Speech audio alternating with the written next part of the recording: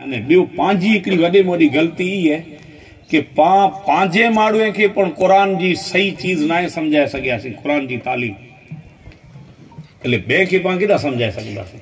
पाण त अञा पिंड न सम्झियासीं न, क़ुरान खे पूरो न सम्झियासीं।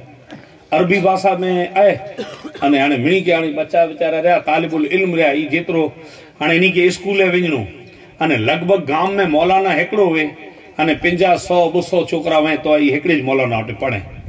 ही दुनिया सॼी जो हिकिड़ो रिसर्च ई है, हिकिड़ो जेको पण उस्ताद वे के टीचर वे न, ई 35 थी 40 छोकिरे खे संभाले सघे, इन थी वधारे न संभाले। हाणे तंहिंमें ई छोकिरे खे स्कूल वञिणो आहे अने तंहिंमें वधारे संख्या थिए त पाण मौलाना न वधाए सघूं। ही पंहिंजी थोड़ी नबड़ायूं आहिनि। त हाणे केतिरो सिखाए सघे? जहिड़ी रीते हिकिड़ो डॉक्टर बने थो, जहिड़ी रीते हिकिड़ो वकील बने थो, PhD करनी खपे उनके, MA करनी खपे, या उनके जो है CA चार्टर अकाउंटेंट बनणो है तो वरी केतिरा लगेंदा? बराबर। तो ये एतरा वरे जडे वो बने तडे को डिग्री मिले, तीज मजहब जी जो तालीम है ई परिपूर्ण करला करे इनके 8 थी 9 वरी खपे, ओछी में ओछो। हाणे ई त होई न तो हाणे केतिरो है, जरूरत पूरतो इन्हीं के दीन समझ पाए एतिरो है। तो इनसे बच्चा जो को रहा ई कुरान जी रमज के, कुरान जे राज के समझी न सके। थोड़ो कांके आऊं समझाइया कि कुरान शरीफ जो किताब अल्लाह जी किताब है, ये अल्लाह जी किताब है, हुजूर मते नाज़िल थई है, जिब्रील अलैहिस्सलाम के जरिए से नाज़िल थई है। इनमें 540 रुकू हैं, 6666 आयतूं हैं अने 114 सूरतूं हैं, 30 सीपारा हैं। हाणे इन ई कुरान शरीफ जो अल्लाह जी किताब है, त हाणे ई पां चऊं था पंहिंजो त ईमान अने अक़ीदो हिकिड़ी पंहिंजी सरदा आहे, ॿिए माण्हू खे कीअं ख़बर पए कि अल्लाह जी किताब है? इन लाइ करे इन जा डिस्टांट वेंदा, इन जी की सबूत वेंदा। ऐं अॻे हिकिड़ी ॻाल्हि चवां कि दुनिया में जेतिरियूं किताबूं लिखाजे थी, किताबूं माण्हूअ जूं लिखियलूं चवां थो। ईश्वरीय वाणी जंहिंखे पाण चऊं वही ख़ुदाबंदी, उहा अलॻि चीज़ आहे, उनखे ईश्वरीय वाणी चयो आहे।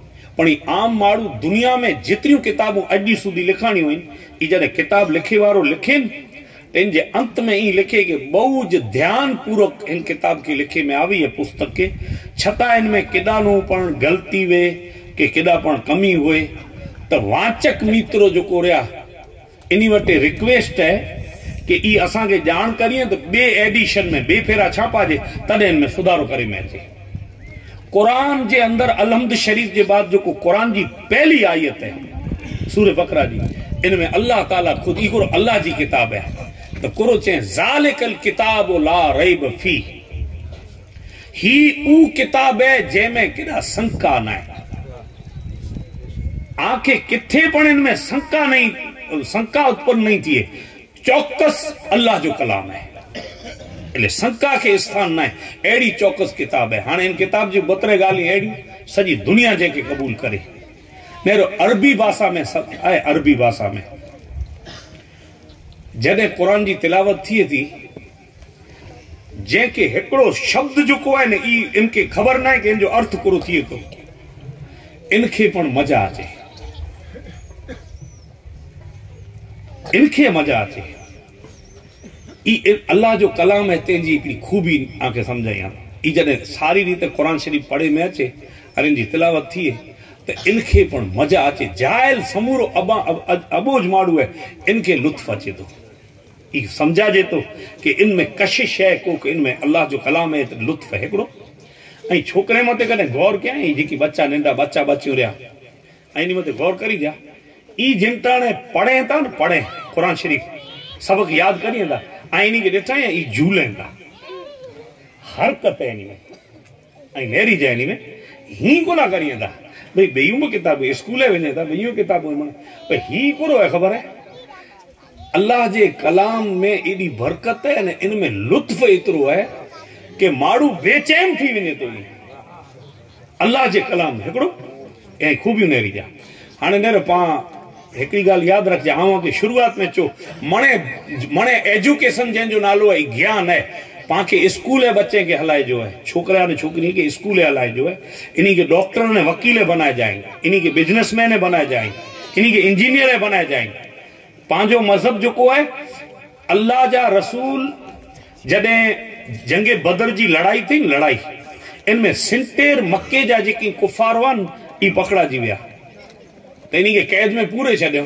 हाणे उन ज़माने में जो जंग जूवे हिकिड़ो हिंताणे पाकिस्तान जा फौजी पंहिंजे कब्जे में अची वञे कि पाकिस्तान जो को माण्हू है पंहिंजी सरहद मथे अचे पाण खे पकड़े न विझ छॾियूं जेल में पोइ इन जो केस हले पोइ इन मथे ॾन होए ॾो वे जेकी वे सजा त थींदी सरहद पार करे ने आयो है त अहिड़ी रीते उन ज़माने में नियम करो हो कि ॾन ॾियणो खपे उन्ही के जेको पकड़ाजी विया आहिनि तंहिंखे हाणे ॾन रुपयनि जी शिकल में ॾेवा ॾे त इन 70 ॼाणे में घणे ग़रीब अने मिसकीन माण्हू आहे जंहिंजा परिवार जा माण्हू ॾन न ॾेई सघे ग़रीबपणो आहे।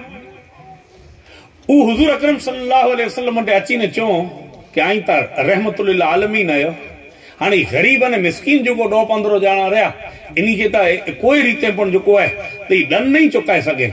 आजे धर्म अने मज़हब में कोई अहिड़ी व्यवस्था आहे कि इनी ई छूटा थी सघे। अल्लाह जा रसूल चो हाँ व्यवस्था आहे करो चे ई जानकार केतरा आए ॿिया फन केतरा जाने था इन वटे एजुकेशन है हिकिड़ो ॼाणू ॾो ॼाणे के इन वटे जेको ज्ञान है ई सिखाए ॾे त इनके छूटो करे छॾींदासीं। पोइ हुनर ॼाणे था त ई हुनर सिखाए असांजे ॾो ॼाणे के तो इनके छूटो करे ॾींदासीं। ऐं सम्झो था हाणे जॾहिं मुसलमान जो आहे न हुज़ूर सल्लल्लाहु अलैहि वसल्लम खुद जॾहिं हाज़िर आइए अने कुरान डायरेक्ट नाज़िल थिए तो हुजूर बयान करी इन जो नालो हदीस है त अहिड़ो क्यों इल्म हो जेको उ मक्के वारा जेको आहे पकड़ाजी विया हुआ उ मुसलमान खे सिखायूं ते त इन मथा साबित थिए तो कि दीन जो इल्म हूंदे पोइ जेको दुनिया जो इल्म है न इहे ज़रूरी है। ये अल्लाह जे रसूल जी सीरत से साबित थिए तो कि घणे अहिड़ा ज्ञान अने इल्म आहिनि कि जेको आ वटे नहीं उ सिखो स्कूल वञणो खपे कॉलेज वञणो खपे त उतां सिखो ई ही गाल समझाजी थी ना कि ई पंहिंजे मज़हब से साबित थिए तो घणे माण्हू पंहिंजा माण्हू इनके ॿ विवाह करे छॾिया हुया ही मदरसो ने ही स्कूल त स्कूल पिण जी जॻह मथे पर मदरसो जो जेको जरूरी ज्ञान है पाण लाइ करे मदरसे लाइ करे कुरान जो इल्म जरूरी है ई त करे जो है पर असल जेको एतिरो समझ जा कि दुनिया जी तालीम पर जरूरी है। मुसलमान के डॉक्टरें की जरूरत है मुसलमान के वकीलें की जरूरत है इंजीनियरें की जरूरत है इले स्कूल पण हलायो जरूरत पूरतो जो है दीन जो इल्म दो ई अल्लाह जे रसूल जे अमल से साबित थी वियो कि उन्हीं वटा जो ज्ञान गिणो तो यकीनन सिर्फ मजहब जो नहीं ॿियो हूंदो जानकारी ॿी हूंदी तो हिकिड़ी चीज त ई समझ जाई तो ई जरूरी चीज है। हाणे इल्म जी फजीलत में आ वटे पुत्र गाली करी आई हर मजहब अने समाज हिमताणे कोशिश करे तो पण मुझे सर्वे प्रमाणे इल्म जे बारे में ज्ञान जे बारे में पांजी कौम जेतरी गफलत के कौम में ना है पांजे अंदर गफलत घणी है। हिमताणे 3 पीढ़ियूं शामिल हुए ताई नेरी जा ॾाॾा जाइल हूंदो छोकरे जो बापा हूंदो ॾाॾा त जाइल है बापा जाइल है अने छोकरो जो बापा जाइल है तो पिंड जाइल है इले हिकड़े साथे 3 पीढ़ियूं अगर जाइल में तो ही कौम विकास कदे करे सकती ही कौम तरक्की करे कर सकती समझो था नहीं घणे भेरा पाके अहिड़ो लगे कि हाणे पाके नौकरियूं तो मिले नथियूं तव्हांखे ख़बर है जी ज्ञान हूंदो न ज्ञान इल्म हूंदो न तो ई पिन जा ॿिया बिजनेस चा ने 1000 रस्ता करींदो अने अहिड़ो न आहे हिन पंहिंजे भारत मुल्क में जेकॾहिं इल्म हुए तो न इल्म बीजेपी जी सरकार में एपीजे अब्दुल कलाम राष्ट्रपति बनी वियो है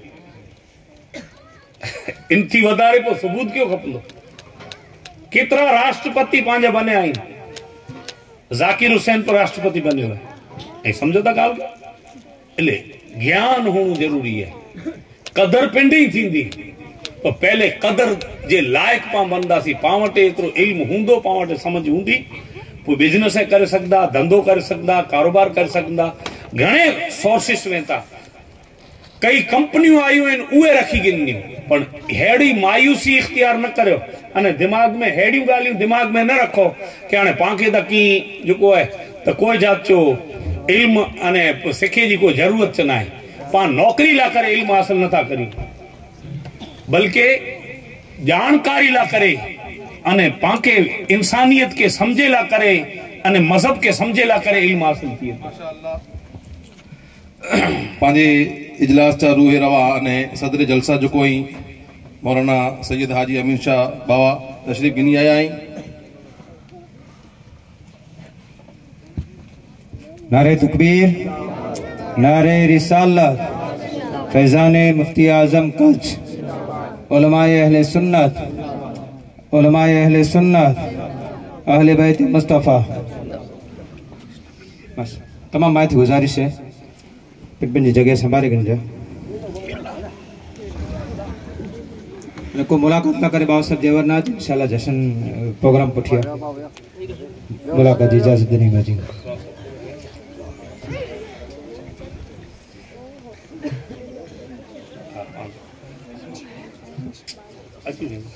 Please.